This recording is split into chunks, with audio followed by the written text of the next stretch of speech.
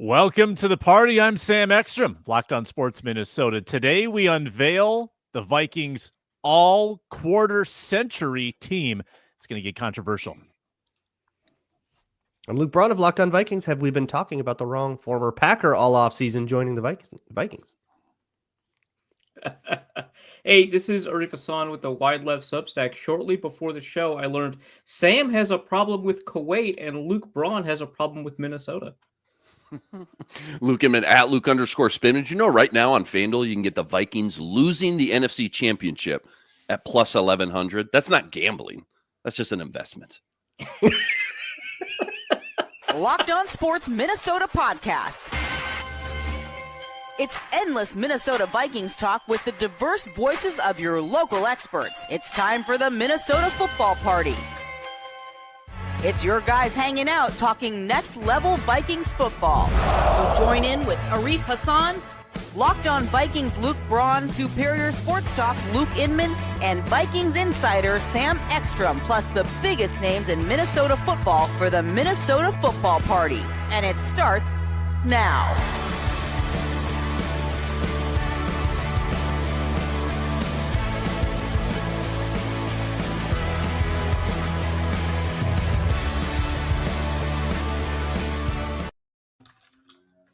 Welcome in. Happy Monday, a brand new week as the offseason rolls on. It's the Minnesota Football Party on Locked on Sports Minnesota. It's all part of the Locked on Podcast Network, your team every day. Thanks for making us your first watch or listen this new week. For your second one, check out Luke Braun, Locked on Vikings. He's previewing the defensive line this season. He's talking Hargrave. He's talking Allen. He's talking Van Ginkel. He's talking Grenard on Locked on Vikings. Check it out as well. We are on the Locked on Vikings audio podcast feed. Today, the quarter-century team of the Vikings gets unveiled by us. This is hat tip to Aaron Gleeman. Did his quarter-century Twins team, which inspired me. Now we're doing the quarter-century Vikings team. We're about to have some controversial debates. Aaron Rodgers signs with Pittsburgh. The Aaron Rodgers versus Vikings in Ireland grudge match is set. We've got new McCarthy props on Fanduel. Maybe some trivia at the end if time, but we might fill that time with a little breaking news from this morning. Jaire Alexander is going to be released from the Packers. Now, Luke Braun in his cold open teased this. We've touched on it, haven't dived in maybe all the way. On occasion, we've touched on this, but now it's a little more real. The Vikings, many believe, some of us believe, still in the market for a cornerback. Jaire Alexander about to be available. No, this is not worthy of the glasses. That's okay. We'll wait. Is that setting the bar too low? Okay. Yeah, no, we need hotter takes for the Okay. glasses. Okay. That's just going to be audio Good listeners. tease, though. Sorry. Good tease, though. Yeah. Audio listeners, the video listeners have no idea what we're talking about either. I'm being But honest. eventually they will. Yeah. The tease for them. Yeah. I'm gonna hold off on revealing those until we get into the all quarter century team. But Luke Braun, do you want to seriously stoke the fire on Jaire Alexander being a Viking? I still think that the Vikings are in the market for the kind of corner you get in June, which is a very old washed one. I'm thinking a Stephon Gilmore return is not out of the question. Jaire Alexander, not out of the question. And I'm still watching the Jalen Ramsey thing. Somebody giga cooked is coming to Minnesota. Giga cooked. When you wait till June to address the problem, this is what you get. Sure. I can't remember the last time I've watched. Broiled, left on the grill too long. I can't remember the last. Jaire, 7 great seasons, right? For a while there. I can't remember the last time I watched him just be good for like a season, an entire season. Well, there's one play from 2022 that Packers fans might flood your mentions with, which is the last time that Jaire. Oh my! This is the completion of ducking Justin Jefferson. Oh, that. Yeah. Okay. He can duck him forever now. Go sign in the AFC. Eternally ducked. Yeah. For sure. Or sign with the Vikings, and then you never have to face him except in practice. That's what we were saying. Oh, Same. That was what Luke and I were saying. Snap counts for the last 4 years, Jaire Alexander. So in 21, he played 219 snaps.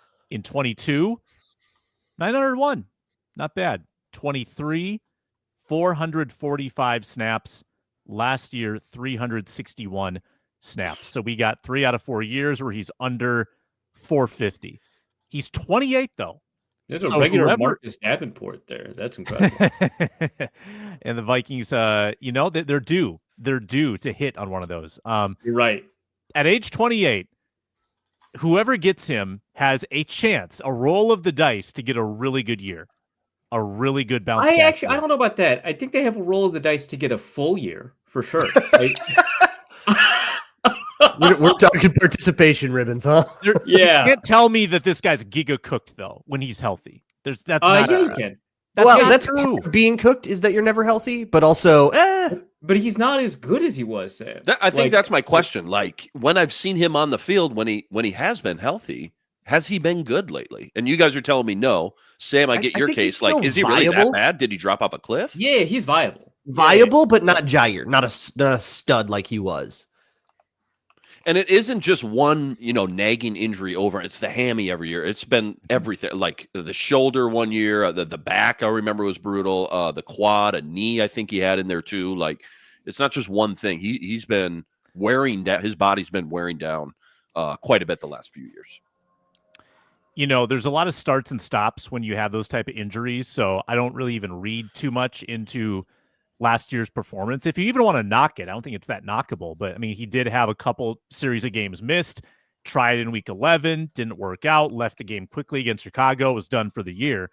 I'm just saying that if you got a healthy year or a full year from him, I think that could change the outcome. That could change the results. I think that trying to play, however, and according to the Packers, not trying very hard to play through injury probably affected his ability. But at age 28, someone's going to give him a non-$0 contract. He's 28? 28. That's great. Oh, my God. With that age and that track 35-year-old. record, he will absolutely bamboozle someone into a payday. And it might pay off really well for that team. Such a tough time to do that. Nobody's got cap space. They all spent it all during the real free agency. Yeah. So it's a real tough time to need anything but a prove it year. I mean, Kwesi does like taking these calculated risks, right, on players that have been hurt, right? Yeah, no, that's very. Oh yeah, it's super Kwesi. Makes a lot of sense for the Vikings in particular. Yeah, even the big guys that they brought in this year, right? They all missed time last year. All Allen, all of them. Kelly, Fries, obviously. Fries, missed Hargrave. I mean, they all missed a good chunk. Rodgers, 5, 6, 7 games. I feel like. Yeah, I say Rodgers. Yeah. 2/3 of the league has $20 million or more in cap space. So you got a lot of candidates that could sign this guy. For sure. The Vikings have 18.4, by the way, 18.4. You sign Alexander to a 1-year deal with void years, probably get him for what? 10? Yeah. 8? Yeah. Kwesi would finagle that for sure. Mm-hmm. Definitely possible. Not out of the question. Jaire Alexander could be a Viking. And if you have a washed guy that's probably going to get hurt, I like the look of the depth more. If you even get 8 games of Jaire Alexander. I'm definitely Blackman's a backup plan. I'm definitely not opposed to like a 1-year, $10-12 million contract for Jaire Alexander. Certainly not opposed to that. Exactly the same move as Stephon Gilmore. Yeah. I don't want people to like come away with a particular impression of what the Vikings are getting for that. That's all. Mm-hmm. That I'm trying to do. But yeah, I think that makes sense. Shane wondering over under days until Jaire signs with the Vikings. Let's say 42 and a half. 42 there's going to be a lot of interest out there, right? I mean, a lot. Half the league, a third of the league. If there was a lot of interest, the Packers wouldn't be announcing his release in the hopes of generating a trade. Like, I know his contract is a lot now, so I get it for sure, and you're probably right. But you know the game though too. Like, I'm gonna call your bluff. You're just gonna release him anyways. We'll just wait. Should we just make this an all ex-Packer segment? Aaron Rodgers signs with the Steelers. It's set now. Rodgers versus the Vikings in Europe once again, this time in Ireland, September 28th. Have we established, is anyone going in this group? Anyone going to this game? I am attempting to. It depends on how costs break down. Same here. Uh-oh. You guys better double check. Get rid of me. Double check where the seats are. Make sure one of you is in one behind the goalposts. Another one of you is in a different. Let's jacket. not Well, get kicked out of the venue. I think Luke is going to be with the people, right? Like I think he's going to be amongst the fans, and I will be in what they call a press box. Wide left dot football, big in Ireland. The ivory tower. Yeah, how many press boxes they got over there? Well, okay, so like the reason I say what they call a press box is because at Wembley, Twickenham, and at Tottenham, the press area is just like in the stands. It's just a place that also has a spot to put your laptop. So if it's like raining, like your laptop's going to get rained on. So the press box in soccer stadiums is substantially different than the press box in American football stadiums. You're in there. You just have access to outlets. In my research for this bit, I went looking to see who Rodgers' weapons are in Pittsburgh. Okay, DK Metcalf, Robert Woods. Metcalf. And this was dangerous because I opened Ourlads, so my computer, of course, froze. But then I got to the final column. Oh. The Steelers have a wide receiver, and this is They real. do have a wide receiver. That's named true. Montana Lemonius Craig. This is a Key and Peele sketch. No, right? MLC. absolutely, they absolutely do MLC? not have that. Yeah. What in the world are you talking about? This is a real thing. Montana Lemonius Craig is a Steeler. Oh, Colorado player. Okay, is he's not an undrafted free agent rookie, right? Because Does he have what looks like a fake mustache? He's a second-year player, it appears. Okay, yeah, because I just went through all the UDFAs for my piece like 2 weeks ago. I was like, "There's no Montana. There's no Wikipedia Lemonius page. Craig. no Oh no, he's a red link. Oh no, He's a red link. Phenomenal. Like, you know how they get. So he's their number 2. Who else they got? 3, 4, 5. Apparently, he transferred to Arizona. Oh no, he is an undrafted rookie. My bad. He's a rookie. It's similar to how teams get that international exception, like the Vikings have the Australian punter, Oscar Chapman. Teams also get a funny name, Key and Peele exception, Right on the roster. Right. That's how it works. Montana, Yeah, funny name pathway. Yeah, good L past Lemonius that. What? 02? Craig. 22? 23? Yeah. Yeah, it was a part of the new CBA. Yeah. Who's the rookie they drafted last year? A lot of people liked. Small guy.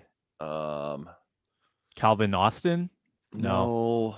Calvin Austin's kind of good though. If we're being honest. Don't pull up our lads, Luke. I'll do it for you. No, I won't. Don't I pull won't. up I won't. Oh, there he goes. He's gone. Oh He's wow. gone. Robin Wilson is probably the name he was trying to conjure. Oh yeah. Yeah. My understanding. McCarthy's number one guy. This is so funny that Luke is the mere thought of pulling up our lads has bricked his computer.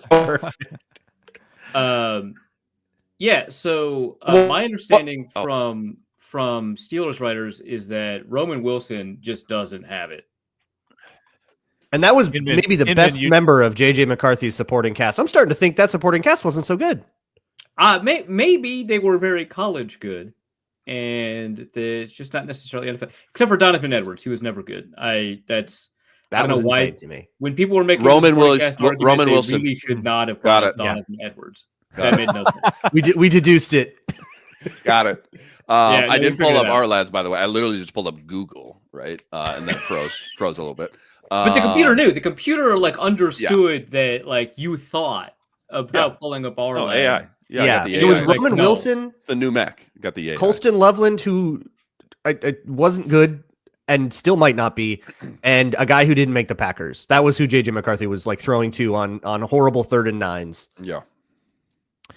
I don't know if I regret this or not, but over the weekend I watched 2 of the 3 Enigma episodes on Aaron Rodgers over the weekend. Just out of curiosity, want to see what's going on. How was that? Wanted to see the level of propaganda, of Rodgers produced propaganda, because it is 100% Rodgers propaganda. Like there's I there's watched no all opposing the side. episodes for an episode of 60-Minute Drill. It's a brutally bad. It's He brutal. doesn't know what the term ego death means, and for some reason that is one of the more bothersome things out of a documentary designed specifically to annoy me. That's a drinking game. The phrase ego death is a good drinking game for that show.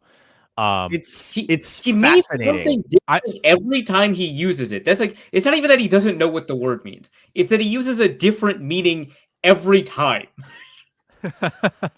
It's fascinating when you watch it from the perspective of this is what Aaron Rodgers thought would make him look cool. Yeah. He He had full creative control and he loved the product. Yeah. Like he thought that would make him look awesome. I'm convinced. And there are a couple scenes where like he's in the doctor's office, air quotes, and they're analyzing the view of his Achilles. Those are paid actors. They have to be I was just paid gonna say, actors. just a paid actor with a fake Xerox printed like degree on the wall. That's how I felt about, was it a tattooing scene? Right, it was so long ago for me now. Yeah, but there's like a tattoo segment that like repeats throughout the different episodes, and it's just a way for him to talk about himself, but like to another person that hasn't heard of him apparently. And it's like if you're a hack writer that needs exposition, you like introduce a character that doesn't know who the main character is, and so the main character explains himself to this unknown character, so the reader gets all the information they need without the writer having to do any work at all. Exactly. Yeah, to create like sort of a device to create a biographical like segue. Again, probably a paid actor though. Let's Was he actually tattooing in that scene? Sam, do you remember? I don't remember. You see him pulling off the peel and stick tattoo at the end. You don't want to cut that out, Aaron? Nah, leave it in. Ego death. You see Rodgers looking somewhat like he's putting on a tough face as the buzz of the tattoo gun is working. Yeah, but you never actually see needle the skin. So I think that's right. Yeah, I think your theory is correct. Braun had the right word. It's fascinating, like interesting, just as a look into his psyche. Yeah, and then you get a lot of ayahuasca. I haven't finished the show yet. I think I watched the show with somebody who has never watched football and had no conception of Aaron Rodgers, and I was like, hey, I don't want to tell this person about, because I don't want to like poison the well. I want them to get the full like what he wants the world to think of him. And they came away hating this man more than anyone who is not in politics, which I guess is arguable even for Rodgers, right? I enjoyed him insisting to the greatest like foot doctor in the world. I'm going to be on the field next week. We're going to be playing in 3 weeks. And then the doctor is like hemming and hawing, not wanting to like totally rain on his parade. Right. But he's like, we'll evaluate it as we go. For sure. But, for sure, dude. Yeah, for you sure. bet, We'll Aaron. talk about it, but yeah. We'll see. I feel like the only thing better would be him like doing commentary on like the DVD or Blu-ray, like him already. The whole show's already about him talking about himself, and then the commentary about him talking about himself. Yeah, I just like during that scene, he'd just be like, "By the way, I totally would have played, but the Jets were eliminated. But my foot was healthy." Let me tell you why. Watch this tattoo part right here. Watch this. Yeah, see that? Now, yes, I did have creative control over this documentary, but I think this got twisted a little bit in the editing process. Let me tell you, I hate being misrepresented, even by myself. Let me tell you why. Lamestream media. Yeah, this is what I blame the media for this documentary I produced. Didn't it imply that like if the Jets won, like stayed in it for one more game, he would like it like that the random like week 16 game that they lost that like fully eliminated them? He was like watching like, oh, if they win this one, I'll get in. They imply pretty strongly that he was healthy enough to play. Yeah. Wait, what week did he bail out? What was his last game played? Last game he played was in week one. He never played. But he was like he was in the return window where I'm thinking about they were in contention. Okay. Yeah, he wanted to play if they were in contention. They were never in contention. Yep. They were eliminated before the window. And like the Jets had to accommodate him, so they had to like make room on the roster for him. So they did like cut a guy for him to just F around, which is and then the Steelers signed him as their wideout. Montana, Lamonius, Craig. It all goes back. We'll see if he makes it on the all-quarter century team, Vikings version, of course. This is a bleak Our Lads page, man. with the it's sad. It's Jets or Steelers? Steelers. Yes. Is what I'm looking at right now. Must be nice. Dante versus Kirk debate coming next.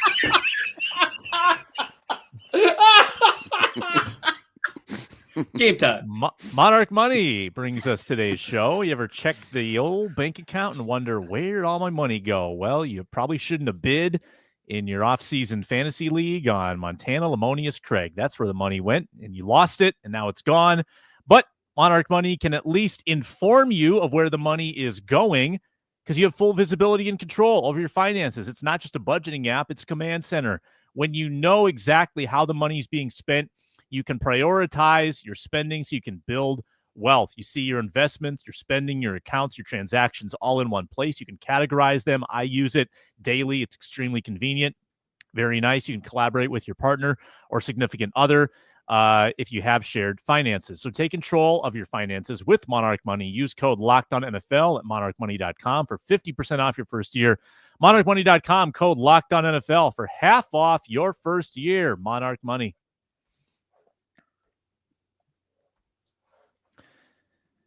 And we thank you for watching. Thank you for subscribing. Get us to 10,000 subscribers. We would appreciate that. Against the Locked On Podcast Network, your team every day. Here's how I've arranged our all quarter century team for the Vikings. Offense only today. We'll do defense on Thursday. I've given you 10 spots, quarterback, running back, 2 receivers, a tight end, 2 tackles, 2 guards, and a center. I'm allowing you a flex at a skill position. So, like any good offense, I think we know what the flex is going to be, but sure. I don't know if we do. You get a flex because, like any good offense, you're going to throw out your best players. So, if you want to have an extra tight end, extra receiver, extra running back, you can do that. We start with quarterback, and this is one of the handful. This is probably the best debate in the whole thing. Kirk Cousins or Dante Culpepper. If you have one of the one-year wonders. Braun is picking JJ McCarthy. I thought about it. I thought about doing it for the meme. Question: are we getting them as they were? Like if if I say Chris Carter, am I getting 2001 Chris Carter? Yeah. Oh yeah. Okay. I mean, you're only getting the Viking 1998 Chris Carter, correct? You're not getting Miami. Yeah. I'm not saying Brett Favre and getting Packer Brett Favre. So Stephon Diggs, non-Vikings years wouldn't be part of this evaluation. Mm-hmm. Got it. Okay. This is a Viking, performance in Minnesota and performance within the window of 2000 to 2024. Yeah, I'm picking Dante Culpepper. Yeah, I went with Culpepper. Yeah. I went with Kirk. And if you're a QB wins guy, you're going to go Cousins, I guess, right? Because I mean, I pulled it up. Culpepper, 80 games, 38 and 42. Okay, the Vikings were awful in what was it, 01 and 02 record wise. I don't know if he got hurt or what happened, but Cousins played 8 more games, 53 and 37 and 1, so 16 games above 500. But okay, outside of those wins, I mean, it was pretty easy for me. Yeah, wins is and you'd have to include some pretty bad years for because like the 2004 team was outstanding, right? So but they were 8-8, I think. Or 9-7, maybe. Correct. 8-8, and they won a playoff game. Yeah, but they stole one from the Packers. Wins as a QB stat. It would be very funny to see Kirk Cousins fans suddenly have to embrace that. Yeah, for this particular debate because they were not fans of that. Just for this, on June 9th, this exercise just today. Just today for once. Yeah. The 2000s offense was just undeniably better than the Kirk Cousins offenses were. The Kirk Cousins teams, mostly with Zimmer, thrived on their defense. The 2000s team, the Mike Tice teams, did not. And there was all kinds of discipline issues on the line, discipline issues with other, unsportsmanlike or penalty issues, stuff downfield. They would shoot themselves in the foot all the time. And I think much of it was not Culpepper's fault. I think the only real point you can make in Cousins' favor is injury. Culpepper was always a little banged up somewhere, and then obviously he suffers the big bad one. But I think that Culpepper he just did more for the Vikings offensively. He just made more pick sixes, made more bad like fumbles. Do we want to talk about actually Kirk had more pick sixes? Terrible. I don't know if this is going to end up in your favor. We all saw what happened in that Bills game. We all saw him come to the podium and say, "Yeah, I thought he was my guy." When he threw a pick six to a Buffalo corner wearing blue. No. Oh, crap. Pick sixes was a bad stat. I'm outnumbered here. I'm going to go with Kirk Cousins. Now, very similar. Like, this is a really good Wait a debate. minute. Put the glasses on. Lone Wolf, put the glasses on. Elton. There it is. Kirk played 88 games to Dante's 80. They both had a leg injury in their 6th year that sort of ended their Vikings career. 88, huh? It's pretty apples to apples. Like, I think it's a good comparison. Kirk wins the stat contest. I mean, passing stats, it's not close. I know that's not the ultimate measure. It's a different, more of a passing league. But again, Kirk was also repressed, I would say, by the Mike Zimmer game plan in some ways. Certainly repressed. Yeah, I think if you could describe Kirk as anything, repressed is definitely. Maybe it evens out. I don't know. Zimmer was just holding him back?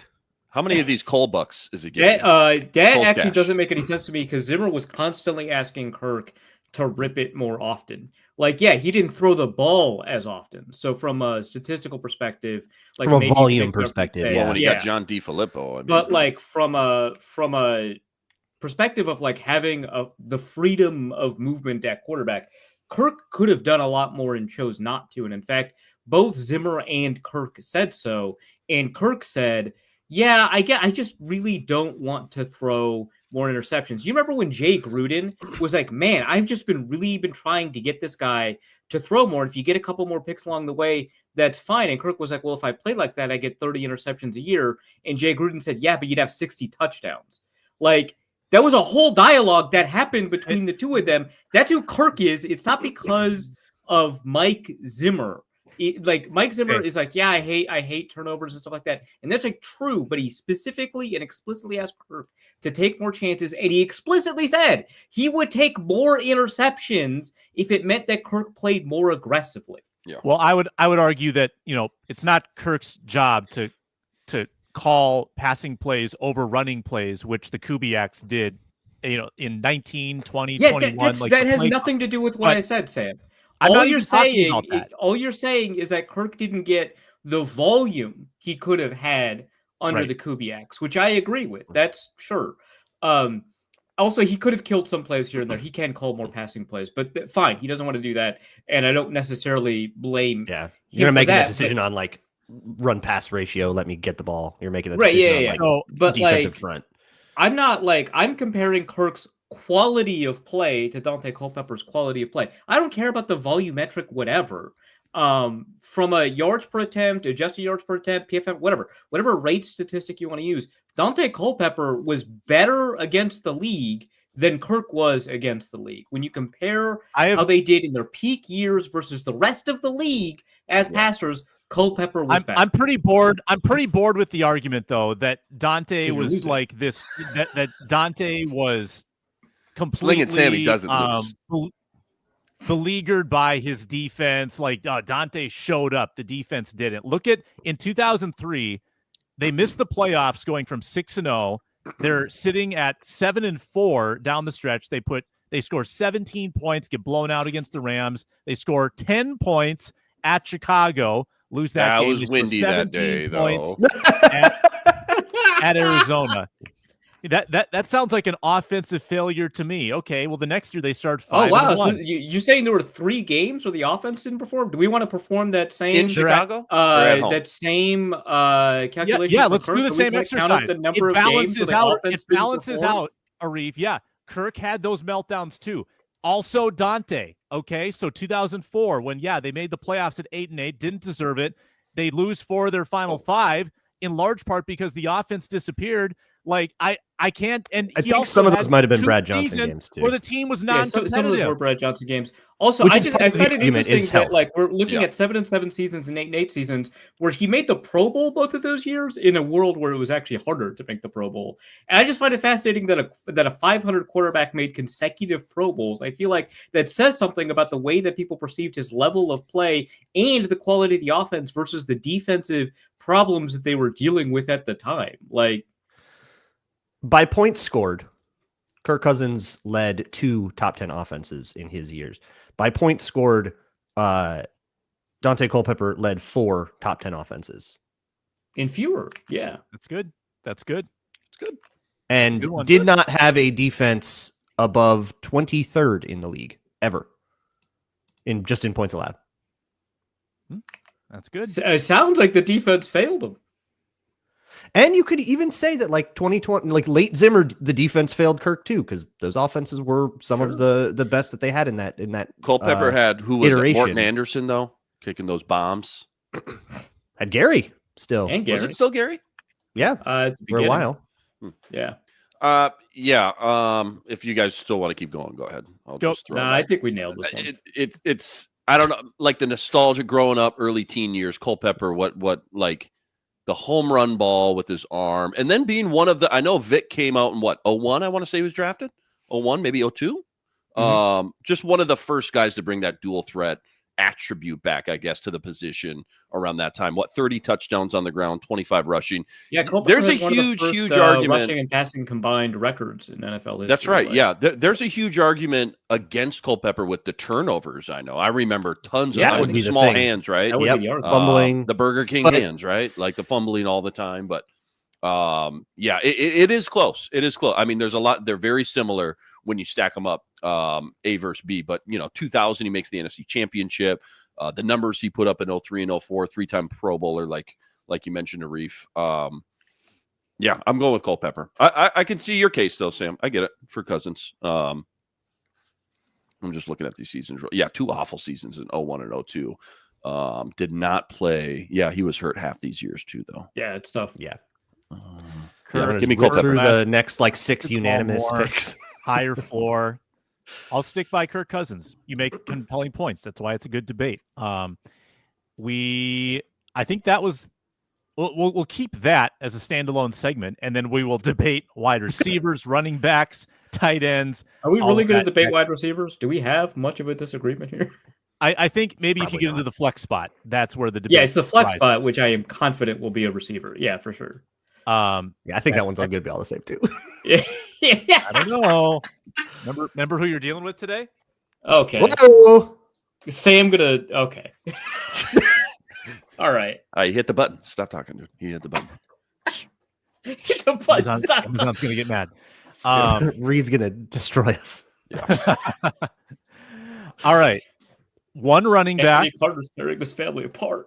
Matt Asiata. Done. Next. Yeah. All Jim right. Agreed. Lines, there's no real debate here. Yep. Adrian Peterson's the answer. Yeah, Not just number one with the for the Vikings, but literally. I mean, you could Yeah, argue. if we were doing an all-time team, Now, I could see in Luke July- Braun making a somewhat compelling case for Chuck Foreman, right? But Yeah, I probably wouldn't. But I could see myself doing that just to make content, but no. It's Adrian all time. Yeah. Yeah, one of the it's greatest Adrian. running backs of this century. Period. Right. yeah. When the pickings are slimmer in like July, we can do like an all grit quarter century team. Bill Um, Brown. Oh, quarter century. But Yeah. yeah. Quarter century. I So see your it's all Jim Kleinsasser, right? From like quarterback all the Jim way. Kleinsaw. Yeah. We put him in the flex. Yeah. Hey, no one said you couldn't. Hey, do we have a fullback spot actually, Sam? I could allow it in the flex spot, I think. Oh, okay. Okay. I like Jim, As but the not flex. enough to replace. Hey, a let's do receiver. let's have some fun with fullback. Anyone would Kleinsasser be cut and dried? I don't think Ham. I is don't think quite he's there. cut and dry. Yeah, that's probably my pick, Can we- but I think you could make a pretty compelling case for either CJ Ham or Jerome Felton. Yeah. I was going going to make a case for Jerome Felton. Yeah. Felton should be at least in the conversation. Tenure Like, though, right? 2-3 years. Yeah, he just gets so much credit for that 2012 season. Yeah, he did. Well, he was the reason Adrian Peterson changed his mind about whether or not he wanted to run with a Yeah. fullback. Like Yeah. I think that's really compelling. Yeah. And he was like known as like one of the top fullbacks in the league at the time. Yeah. Like he already kind of came in as the reputation. It was like this big free agent, but just it was a fullback, so no one was that excited. But he was really good. Yeah, he's really Well, good. And I always carries think in of Kleinsasser as a tight end more than a fullback. Yeah. Well, Kleinsasser started out purely as a tight end, but by the end of his tenure, they listed him as a fullback. I don't know what meeting rooms he went to, but like, Yeah, like the H move. Yeah. right, yeah. But I think I prefer Kleinsasser at the fullback position, but I'm not gonna like. I don't think it's as obvious to me as the Kirk Cousins, Dante Culpepper debate. I think there's a lot of really good arguments for Jerome Felton, and I think CJ Ham is not bad. I just think that, especially with the longevity, pass catching a little bit in there, but I just think that Kleinsasser was closer to the top fullback in the league, and Felton was much closer to the top fullback in the league than Ham. And the thing against Felton and CJ Ham, they're not in the movie 50 First Dates. Have you guys seen that? Right. That's a good point. Yeah, So, yeah. Tiebreaker. Very good point. That's the tiebreaker. Yeah. That's the most Luke Inman tiebreaker I've ever heard. Let's move on to wide receiver. I went in hoping to find a compelling case where I could zig and not go with Moss. Couldn't find it. Moss and Jefferson. It's Moss and Jefferson. Moss and Jefferson. Yep. Cool. Yep. Next. So here's like you could make a weird Chris Carter thing if you had his whole career and you wanted to do a longevity argument. Oh, he's a Hall of Fame, but like you'd already be stretching. So not only would you be stretching on just making that point, but also you'd have to be making the point from pre-2000s Chris Carter. Right. That's what I mean. Like even without that, then you get like an older, not as good Chris Carter. Yeah. That's at this point just like crossing milestones every week, like how Adam Thielen was in 2020. Yeah. So for the flex, I think it's a 3-man race. I think I know who I'm like hands down who I'm going with, but Thielen, Diggs, Percy for your flex. I'm going with Percy. Who you got? Percy. It's got to be Percy. Oh man. Well, I think so I think it really depends on. Doesn't have to be Percy. Doesn't have. I think it depends on what you mean by a quarter century team, because if it's about the best player at each position, I don't think you can argue it's Percy. But if you're constructing a team to win games, I think Percy is an outstanding complement to this group that we're constructing, right? And so he's probably a better pick as like a complementary receiver. Also, one of my favorite players I've ever watched, right? I agree.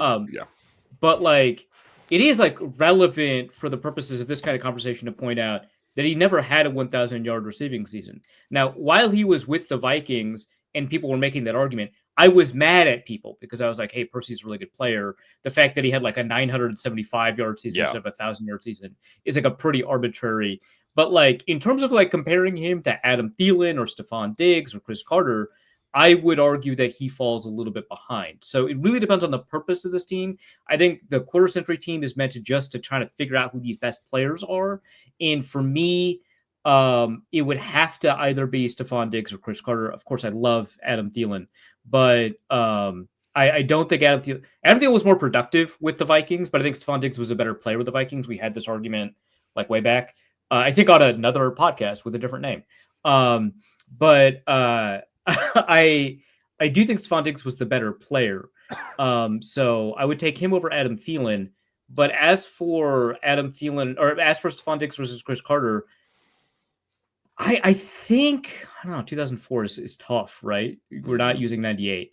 I think I'm going to go. Carter was only on the team for two years. For two of these. Yeah, you get two of his oldest. I don't think Carter is part of this because of that. I think too much of his legacy is made in years that don't count. 94 to 99, yeah.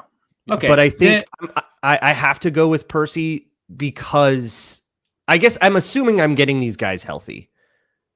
Right. Well, at the beginning of the year. It shouldn't, but does it change after you saw him and what he did past the Vikings, right? Like with Seattle, going to win the Super Bowl, things like that. Does that change I'm not really anything thinking at all about for you? it. Okay. No, I'm thinking about what we saw here in Minnesota. The 2012 Percy Harvin season was one of the most unique and dynamic seasons we've ever seen for a wide receiver. Yeah, until the injury. Half a season. Well, even his rookie year. Yeah, I said until the injury, Sam. Excuse me. His rookie year was awesome. Like he was playing behind Sidney Rice and Bernard Berrien, wasn't he? Like I'm the wide receiver 3 here, and I'm still putting up great numbers as a rookie. Like, I guess I'm thinking about, if I just took like an offense generically and added Percy Harvin to it or added Stephon Diggs to it, I think I like the Percy Harvin addition more. I'm not making it like a stylistic judgment. I'm trying to make a balanced offense. It's just that I think that I just think there's more juice there. I guess this is it. I'm making vibes arguments here. Yeah, it's a vibe. I guess if this was like, are we building a team for a game, a season, or multiple seasons, that changes things too. I'm using like an all-pro logic, like. Yeah, okay. And then I take Stephon. And I hate ever diminishing Percy. I love Percy so much, but I think I just take Stephon. I think that, as an overall kind of the quality of play that he provided for the Vikings was on par with Percy. It's just Percy is more dynamic in a lot of ways.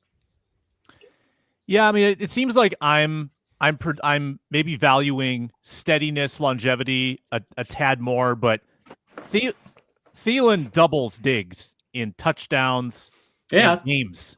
Thielen made 2 Pro Bowls. I don't think Diggs made a Pro Bowl here, did he? And my argument would be in the 3 years. So in 15, Thielen was still a special teamer. In 19, Thielen was hurt much of the year. But in 16, 17, 18, when they were both active and sort of on a level playing field, Thielen outproduced Diggs every year. Now you can make the argument, Diggs drew defenses away. Maybe that's true, but I don't know. 3 years of Jefferson is drawing people away too, and he's still outproducing everybody. So I'm not going to buy into that. I think that Thielen, my argument, and remember, I was making this argument while this was happening, right? While Thielen was having his 9th consecutive 100-yard game, and he was doubling Diggs and touchdowns and stuff like that. I strongly believe that Diggs was a better player when you break down stuff like capacity to get open, the ability to reel in the ball. And again, I don't want to diminish Adam Thielen's capacity to get open and reel in the ball. Outstanding for those years, one of the best receivers in the league at those qualities. I just think Diggs was better, and I simply think he wasn't targeted, which I think is a bad, lazy argument for most receivers most of the time for people who are coping. I don't need to cope about Stephon Diggs. People think that he's very talented. I just think that Diggs was a better player at the things that you ask a receiver to do. And it just so happens that Adam Thielen was targeted a little bit more, maybe because of the chemistry that he has with Kirk Cousins or whatever, which, hey, if we had Kirk Cousins as a quarterback, maybe that would be a little bit more relevant. But I think Diggs was most of the time, it was not Kirk Cousins throwing to those two. It was a Keenum year. It was a Bradford year, one Cousins year. Then Thielen was hurt the next year, and then Diggs was gone. So I just want to add this too, Sam. You mentioned 2013. Yeah. He's fighting to even get on the team. 19 he was hurt. How about the 2 years after that, 2020 and 2021? He plays 28 games. He scores 24 touchdowns, 14 and 10. He hasn't really fell off the cliff yet up to that point either. His capacity for scoring. Everybody assumed, he's 31 now. He only played 10 games last year. He's wearing down. This is the year. No, he puts up 14 touchdowns that year. Yeah. His red zone production was insane. It was incredible. I think he was a better red zone. And Diggs was actually a really good red zone receiver. I think Thielen definitely was a better red zone receiver. There's no question in my mind about that. I think this is a great debate. I think that everyone's deserving. I mean, and imagine if we had Carter, even 2 more years of Chris Carter to make him part of the evaluation. I think if 98 counted, I'd probably go there, but yeah. Tight end, unfortunately, not much competition. It's gotta be Rudolph, right? Gotta be Rudy, I guess. I mean, people forget though, Hawkinson, when we do this segment back in 2033, if Hawkinson can stay healthy, there's a chance the next 5-6 years. Stuff only 27 between then and now. Hawkinson's only 27. I mean, good tight ends can play, good football till 33, 34, 35. So, but yeah, Rudy, it's got to be Rudy for sure. Yeah. I was hoping that Visante Shenko could make kind of a run at him. I don't think it holds up. It's not quite enough of him. Who's good? Yeah. Tackle. Does Christian Darrisaw crack your 2 tackles? I've got McKinney and O'Neal. This is hard. So O'Neal was my first. By the way, still bring it up. One of my biggest draft misses still to date. Hated the pick. All he's done is prove me wrong. Me too. We were there together. Yep. But consistency, right? And we've talked about on the show, Braun. I think you brought it up. I mean, you could argue he's actually maybe digressed a little bit a pinch the last couple of years compared to what he came out of the gate those first couple of years. But nonetheless, just a rock consistency, regarded as a top, whether you call it 15 right tackle, top 12 right tackle, top 10 right tackle kind of guy, 2-time Pro Bowler. I think it was 2021 and last year. His inconsistency was whether or not he was a top 12 right tackle or a top 3 right tackle. That's where he was. Right. So I had to make sure he's got to be in my top 2. And then it was Bryant McKinney or it's Darrisaw. And that's, am I weighing longevity? McKinney started over 130 games. He had 1 Pro Bowl season in 2009. or Darisaw, even though he's only played 4 seasons and he only played 7 games last year in one of those 4 seasons. But what he's I'm done gonna go in with a small Darisaw. sample. But I get it for sure. But I'm gonna go with Darisaw. I went with Darisaw as well, just because. Yeah, at the end, it's like this is my list. I want Darisaw. That's all. Yeah, That's No, and I think his Brian highest McKinney, levels huh? of play were just better. That was my number one. It's tough. Yeah, I went McKinney Loadholt. God, That's good. I went 3 of 5 2009 O-line. The 2009 Loadholt season was truly spectacular. Like, he had finally figured out pass protection, and he was still dominant in the run game. He hadn't been hurt yet. That 2009 season was Fantastic. truly incredible, and I think people underrated it. A lot of stuff was happening in 2009, so I could get like you didn't pay attention. Yeah, a lot A little of overshadowed. that yeah. team was just so freaking stacked. I agonized here about Darisaw and O'Neal. This was hard to me, but I ended up going with the older guys. McKinney to me has the Vikings legacy that I think Darisaw is very close to already achieving. Mm-hmm. So I think this is another one where if we do the same exercise 3 or 4 years from now, my answer is different. It's kind of like, let's give it to him now because in a couple of years, because who knows what happens in the next couple of years. Yeah. Mhm. Yeah. But yeah, with Loadholt and McKinney, I just think about what happened when we lost like those 2 guys respectively, and how the franchise still kind of didn't recover until we got O'Neal and Darisaw respectively. Recently. Yeah. Like 1 year of Khalil Yep. is like that's everything His we got rookie year, right? Yeah, well, there was the Khalil Khalil thing, and then on the other side, when Loadholt gets hurt in 2015, we go through like TJ Clemmings, Mike Remmers, Andre Smith, all this horrible stuff, and not until Brian O'Neal joins do we really like recover from that. Stop the bleeding. The bleeding stopped. Well, yeah, the loss of those guys was huge, and I don't know, but I'm not arguing really. If you want to put Darisaw, I think that also makes as good an argument for Darisaw and O'Neal, though, doesn't it? Right, like the crater left, like the absence of McKinney and Loadholt was noticeable. We went through so many different people that the fact that a fan base that is historically, like at least over the past quarter century, has been so justifiably upset about the state of its O-line is now not. For the first time, it is not upset about the O-line. I think it says a lot about Darisaw and O'Neal. And I think it's just as strong an argument for Darisaw and O'Neal as it is for McKinney and Loadholt, what you just said. I think we forget what McKinney was, too. Like, what? Yeah, I mean, the end of his tenure was before he won a Super Bowl with the Ravens. The end of his tenure was, I don't know about bitter, but I think it colored. He showed up out of shape, and the people were upset about that and being an idiot on the Love Boat and all that crap. But God, that dude just dominated. Yeah, he was a wall. He only missed 4 games after he returned from the holdout, right? Like he steps in from the holdout. That holdout starts right away. Yeah, and then that holdout was in a time where holding out was not nearly as like normalized. Like people were mad about that stuff. So there's reasons to be bitter, but I just like every time I think about the way Bryant McKinney played, I'm like, I can't not put this guy on here, man. That's fair. And then I think about Darisaw, I'm like, but I can't. I thought about putting Darisaw on my flex and saying like, sorry, Percy Harvin. I get that too. I get it. Apple eligible. The team that's had horrible offensive lines for 85% of this quarter century, but you find the 3 tackles to get in there. I think a year ago I would have gone with McKinney, but even if it was just the 7 games of Darisaw, having Darisaw's talent level from last year confirmed, or 2 years ago confirmed into last year, I think kind of solidifies it for me. I think that Darisaw is one of the best tackles in the league. In a league that is having a lot of difficulty finding left tackles. So Luke's right that you can't really blame someone for picking one or the other, but for me, I just have to pick Darisaw's level of play is outstanding. Short pause, then we do guards, center, and some JJ McCarthy FanDuel props.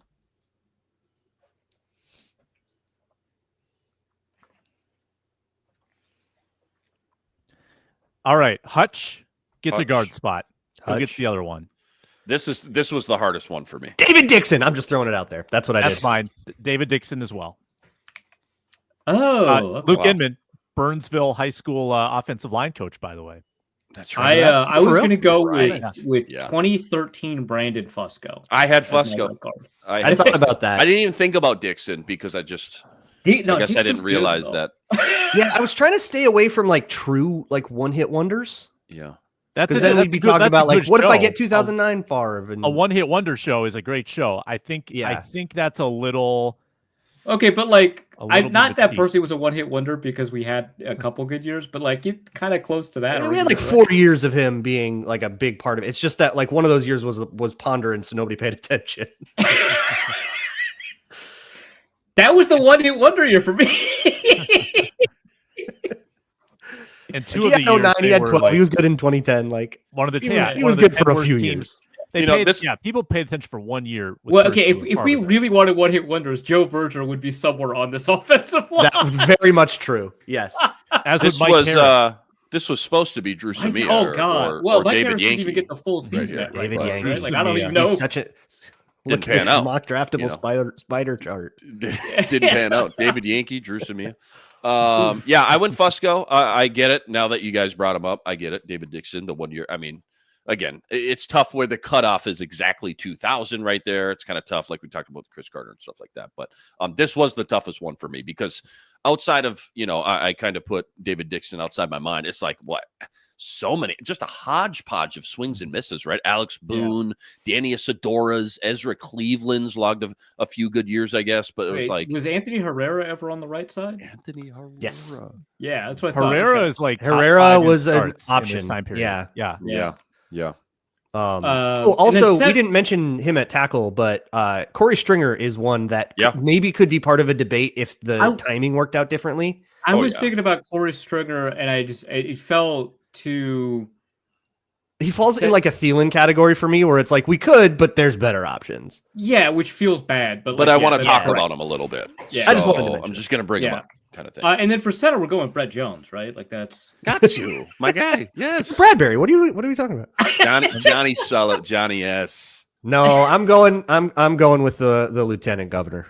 I'm going with Have that to for that. Just a stud, just an absolute. Sully, It's either him or Sullivan, and I went with him. Yeah, I mean, just the stud in the middle of so many great offenses too in the 2000 Pro Bowl 6 times from 2000 to 2007. Mick Tingelhoff entrenched as, I mean, correct me if I'm wrong here, Braun, the best center in franchise history, correct? I think it's like a Paul Krause, Joey Browner thing where like you probably could talk about it, but it's probably Tingelhoff because he's like. What does your dad say, Luke? What does Burke Richmond say? Well, I want to know. That's a whole nother 60-minute segment, but. But he's where I was going is that Matt Burke is like in that second tier all by himself, though, right? Like there's nobody else, right? Tingelhoff and Burke, which like sucks, but like I think Sullivan not in the category with those guys. I think if Sullivan had maybe one more year, and again, this is like, are we doing one hit wonders, whatever? Yep. If Sullivan had like 1 or 2 more years, I'd feel comfortable like saying he's like a sneaky pick here over Matt Burke, but like. Matt Burke's highest level of play was, I think, better than John Sullivan's highest level of play. 7 seasons, full seasons. And then he had more years of high level play. John Sullivan was perhaps one of the most underrated members of the Vikings over the past quarter century, and I'm really glad that people brought him up here. But I don't think he really compares to Matt Burke as much as I don't super love saying those words. We're talking just on the field here. I know, but I have to. I have a brand. It's literally underneath my name. So I have to but yeah, I mean, I think Matt Burke was a better player. Thursday we do the defense, but then I think the one hit and then special wonder teams, team, right? Because I would feel so bad if we didn't have fun segment, by the way, Sam. Yeah, we'll do a one hit wonder team. I think that's probably that opens awesome. the door for that sounds like a good time. Name Case Keenum versus Brett Favre. Let's Jeff go. George. Let's go. Joe Webb. Sidney Rice, does he count as a one hit wonder? Oh my gosh, yes. Yeah. Sidney in 09. Yeah. Cedric Griffin. Let's do it now. So, No. Now my wheels are spinning. Monster here. Island, right? Chris Cook. Chris Cook. Oh, baby. I'm gonna rattle off some JJ McCarthy FanDuel props. Tell me what you'd put your wagering dollar on. Okay. McCarthy plus 850, comeback player of the year. He's behind Hutchinson, Prescott, McCaffrey, and Lawrence. McCarthy MVP. So wait, was there any quarterbacks on that list? 850? Prescott Lawrence. and Lawrence. Oh, Prescott. Prescott Okay. and Lawrence. Oh, and Lauren. Yeah. Okay. Yeah. I think if he's even like good, not great, by virtue of being a young quarterback, he just gets it. Like he just immediately puts away all of the non-quarterbacks because that's just how this works. No. Christian McCaffrey, if he has any reasonable shot at a season, gets it. Okay, I don't think that he's gonna make it. Let's start this. People have just seen it too much.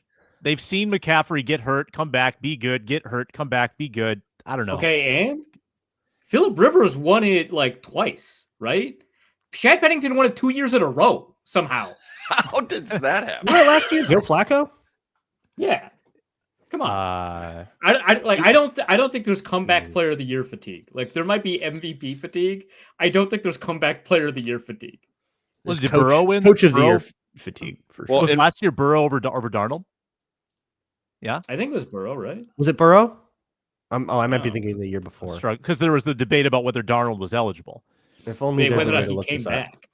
If McCaffrey is healthy, he's going to put up numbers. Yeah. I mean, like he always does. We also have to keep in mind, not that this affects McCarthy or McCaffrey, but that there bro. is new wording here in the comeback player of the year for the past 3 years or so that urges voters to strongly consider injury over like playing poorly. Like after a lot of negative feedback from fans for picking players who came back from sucking, which I believe Phillip Rivers won one of those years because of that.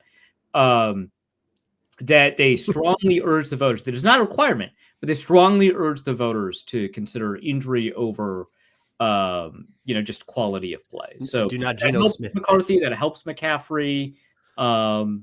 It's been Joe Burrow twice already. So that is fair.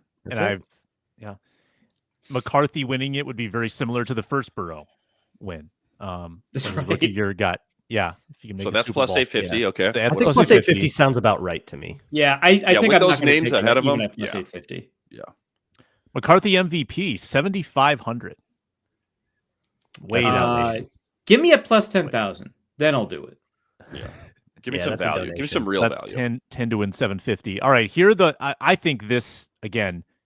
The Vikings are criminally low on a lot of these props. His over under on yards 35-50. Yeah, and a half. we talked about that We one. talked about That's this. the We did. one. We all took the It's over, just right? too That's high the one. volume in offense not to Yeah. like it. But Well, if he doesn't to- start the whole year or whatever, that's kind of why that. all- was. Which is yes. why the season long props are so tough with players because guys Yeah, you always never get know dinged when up a you're going couple to just years. have a Zach Wilson with hype. Like, But to the point of why we love that, and I don't know if you're going to get to this, Sam, so I don't want to spoil it, but quarterbacks to throw over 4,000 yards, JJ's got better odds than Jaden Daniels, Caleb Williams, Sam Darnold, Kyler Murray, I like all those guys.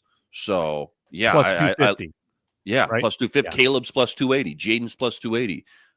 Sam Darnold plus so 340. interesting that his over under is that's so interesting. Right. Yeah. So, anyways, yeah, keep going. That's exactly what Case Keenum did in 14 games in 2017 with Zimmer as the head coach. That's what we're expecting from JJ McCarthy to get 35-50. With Thielen and Diggs, those were his guys. Thielen, Diggs, and a running, Latavius, Jarek, Oh yeah, conservative play Tay calling, Train, yeah. led in By a the lot way, of We games. didn't talk about Latavius on our all offense team for some reason. That's crazy. the Tay train. By the way, if JJ hits his line exactly, that would be like a top 4 all-time Chicago Bears season. That could be real or fake. The fact that I don't know. no, it's real. Yes. It's a- I'm not sure if I'm exactly right. It could be like No, top it's 6 close, or something like though. that, but it would like rank highly. Yes, I'm Yeah. sure about that. Remember, Jay Cutler is still the best quarterback in Bears history. Like we have, aside from like Sid Luckman, if we're going all the way back. Let me get this right. Let me get this right. Yeah. While he's looking that up, what else you got, Sam? Yeah.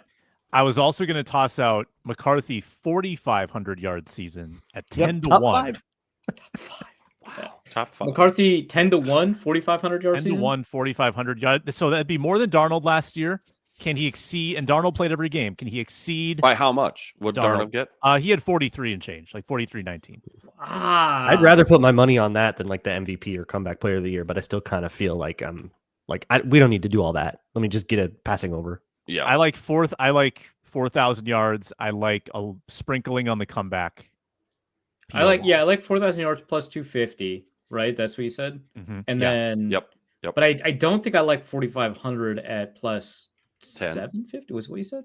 10. Plus 1,000. 10 to Plus 1. 1,000. Oh, 10 to 1. Yeah. I'm thinking about it. I think that would pair nicely with comeback player. If that were the production. Right. You could level. stack those. If you like one, you might like the other. Yeah, I think if he hits 4,500 yards, we're definitely talking about it. Like then just quarterback precedence just takes over everything. Mm-hmm. Just so we know, do you got any more, Sam? I got one thing That's I want it. to rifle That's off. it. Go ahead. Just so you know, I teased this at the top. Just so you know, I'll start at the Super Bowl, work my way down. There's 6 of them. Vikings to win the Super Bowl 22 to 1, lose in the Super Bowl 21 to 1, lose in the conference championship 11 to 1, lose in the divisional round 550, so 5.5 to 1, lose in the wild card round plus 370, miss the playoffs minus 130. All right, so lose in the conference round. You said 11 to 1, Correct. right? Yep. And that is slightly better odds than him, or a slightly better return than him getting 4,500 yards. Right. Right. Huh. So I would put 100 on losing in wild card and losing in divisional and still profit. Because then You're covered. You're betting on them making the playoffs, winning 0 or 1 playoff games, which is probably a pretty likely outcome. Mm-hmm. I think the That'll be funniest my outcome is losing in the conference. So I'm going to put my money on that one. Right. You got to. Yeah. The Denny coding of Kevin O'Connell is not lost on me. I'm taking the wild card. Oof. A loss in the wild card? Yeah, loss in the wild card. This is extremely Denny Green start. Becoming a thing. Yep, becoming a thing. Young offensive coach, gonna should be a shot in the arm for a stagnant franchise, and then go lose in the wild card round a bunch. I see you. Braun, do you have the trivia cards right next to you? Let's end the show with one trivia question. Just to end the show. Question. Final Jeopardy. What are we doing? Buzz it in? Say your name. Buzz it. Say your name. How difficult do we want? We have 4 levels of difficulty. The most first difficult. 2 are like baby. Wait. So, What do you mean the most difficult? Shouldn't we do the easiest to tease the when we actually do this? The easiest is like, so it's like, who is the Vikings quarterback in 2020? Like, it's okay, whatever. Way too easy. But I'll give you one that should be. Put the glasses on. Let me find one with Vikings on it. Oh, but nice. yes, I do have. I found these Ben's trivia locked in now. cards. I found these trivia cards in a closet during some spring cleaning. Who did the Vikings take with the first overall pick in the 1968 NFL draft, making him the first offensive lineman ever taken? Jaire Luke. Spot? Yep. What's his name? Oh no. Arif. Said it. Arif. Okay. Arif. Ranieri. I said that, dude. My mind. You almost said Our Jan lads. Larry. Our You lads. said Lon. Yeah, you almost said Jan Rary. Yeah. Alex Trebek would not have accepted this. Yeah, I've got a bunch of these. The old Trebek would have, but yeah, not The old Trebek. And that was the 3rd hardest level, by the way. Like, Okay. these are really funny, but it's all Minnesota sports, so we could also Jan get. Larry. I've got some Give us hockey one. questions. Give us one non-Vikings. Just one. Tease us. Who played hockey for the Gophers from 1955 to 59 and later coached the program to 3 NCAA championships? this is all Sam. Got to be Sam. This is embarrassing. You know I can't cheat because I can't pull up Google. Oh, Herb Brooks. Herb Brooks?